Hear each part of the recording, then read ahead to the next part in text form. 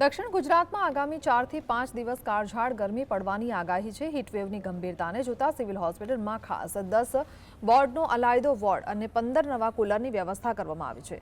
તંત્ર દ્વારા નાના બાળકો અને વૃદ્ધોને બપોરના સમયે બહાર ન નીકળવા અપીલ કરાઈ છે। આકરા ઉનાળાની સીધી અસર આગામી સ્થાનિક સ્વરાજ્યની ચૂંટણીના મતદાન અને પ્રચાર પર જોવા મળી શકે છે। સાવચેત રહો અને સ્વસ્થ રહો।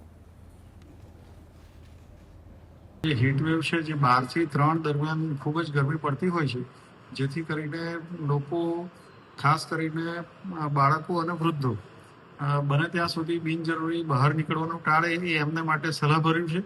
તેમજ બીજા લોકો પણ ખાસ કંઈ કામ હોય તો જ બહાર નીકળે, અન્યથા એ આ સમય દરમિયાન નીકળવાનું ટાળે। સુરત શહેરની અંદર ગરમી ખૂબ જ વધી રહી છે અને ગરમી વચ્ચે નવી સિવિલ હોસ્પિટલ ખાતે દર્દીઓ માટે કુલરની વ્યવસ્થા કરવામાં આવી છે। નવી સિવિલ હોસ્પિટલ ખાતેના દ્રશ્યો બતાવવાનો પ્રયત્ન કરી રહ્યા છે કે હાલ હીટવેવની સ્થિતિ જોવા મળી રહી છે। 4 થી 5 દિવસ ભારે ગરમી પડી શકે છે અને હીટવેવના કેસને ધ્યાનમાં રાખી બેડની વ્યવસ્થા કરવામાં આવી છે। નાના બાળકોને વૃદ્ધો માટે બપોરના સમયે બહાર નીકળવાનું ટાળે તેવી વાત જે છે તે કરવામાં આવી રહી છે। ગરમીની અસર આવનારા સ્થાનિક સ્વરાજની ચૂંટણીની અંદર પણ પડી શકે છે।